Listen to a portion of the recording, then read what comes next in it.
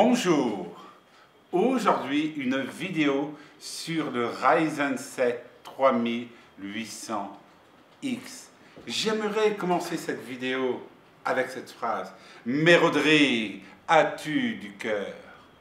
On ne va pas parler de Cid, même si Corneille est quand même très intéressant, mais de ce processeur, le Ryzen 7 3800X, que j'ai acheté au mois de septembre.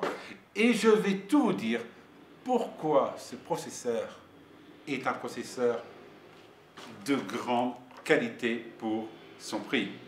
À la suite de la chauffe de mon Dell XPS 8930, c'était un i7 8e génération, j'ai voulu faire mon PC moi-même. Et mon choix est parti sur le Ryzen 7 3800X. Tout d'abord, pourquoi j'ai voulu changer mon PC? Tout d'abord, j'avais énormément de problèmes avec mon Dell 8930 avec un i7 8e génération et une RTX 2060 avec 6 Go overclocké.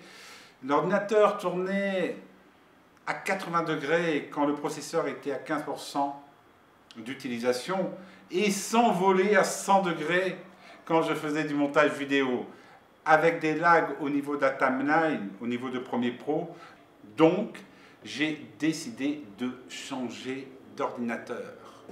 Je suis passé chez les rouges, c'est-à-dire chez AMD. Pourquoi? Tout d'abord, j'avais besoin d'un processeur avec une possibilité de calcul énorme et j'avais besoin de plus de cœur. Donc, j'ai vu que le Ryzen 7 prenait en concurrence un i9 9900K. Il a 8 cœurs physiques et 16 cœurs logiques. Sa fréquence est de base à 3900 GHz.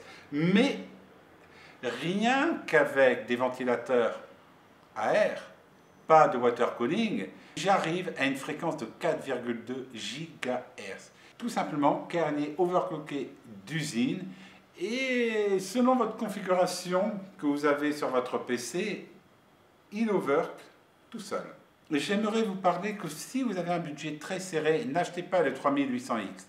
Achetez le 3700X, ça sera pratiquement pareil si vous faites du jeu vidéo. En montage vidéo, il va avoir un peu plus de mal, mais il va supporter du 4K réellement, sans trop de problèmes et surtout sans trop de chauffe.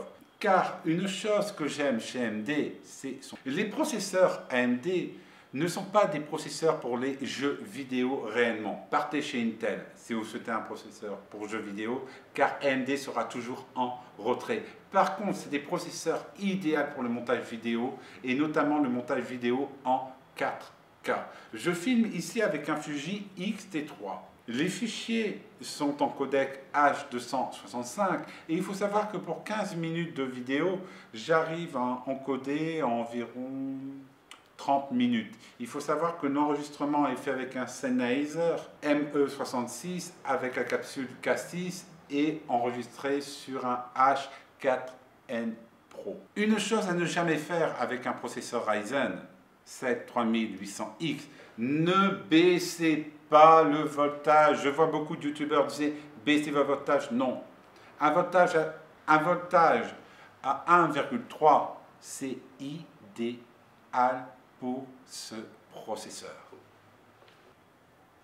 Maintenant, je rentre dans le vif du sujet. Le processeur tourne sur mon ordinateur à 9% de charge avec le ventilateur d'origine à 51 degrés 25. Je mesure avec le logiciel IQ de Corsair. Mais quand je le porte à 100% de sa charge, notamment pour le montage vidéo, les ventilateurs font un boucan d'enfer.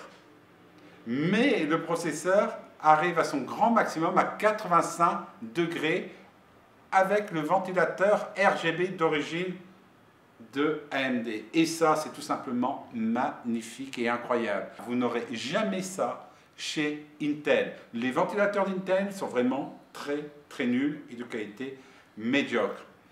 En ce qui concerne ma carte graphique, elle tourne aux alentours de 53 degrés pour une RTX 2060, 6 Go overclocké, Asus TUF. Une chose qu'il faut savoir aussi, c'est que je vis au Brésil et les températures dans mon bureau, c'est environ 25 degrés. Donc il faut savoir que j'ai des températures plus élevées qu'en Europe. Donc en Europe, il pourrait tourner à 80-75 degrés très facilement l'hiver. Il faut savoir que il faut surtout avoir un boîtier très très bon. Idéalement, 3 ventilateurs à l'avant, 120 mm, un ventilateur à l'arrière et 2 ventilateurs d'extraction. Les ventilateurs à l'avant sont des ventilateurs RGB Corsair. Mais mon ventilateur à l'arrière est un Arctic 120 mm bionique et au-dessus pareil. Et plus il y a de flux d'air qui rentre et qui sort de votre ordinateur, plus la température va baisser. Mais une chose qui est tout à fait, mais réellement amusante, quand je porte ma main au-dessus de mon boîtier lors des montages vidéo, je sens réellement de l'air chaud, de l'air brûlant qui sort de l'ordinateur. C'est-à-dire, vous voyez là que les ventilateurs fonctionnent très très bien pour faire passer un maximum de flux d'air. Si vous aimez faire du montage vidéo et photo, vous ne souhaitez pas avoir de lag dans vos timelines, c'est le processeur qu'il vous faut.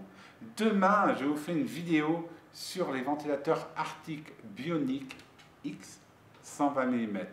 Allez, abonnez-vous au comptoir de Thomasina. Chaque jour, une nouvelle vidéo sur le monde des épices, le monde de l'informatique et le matériel que nous utilisons. Allez, à bientôt.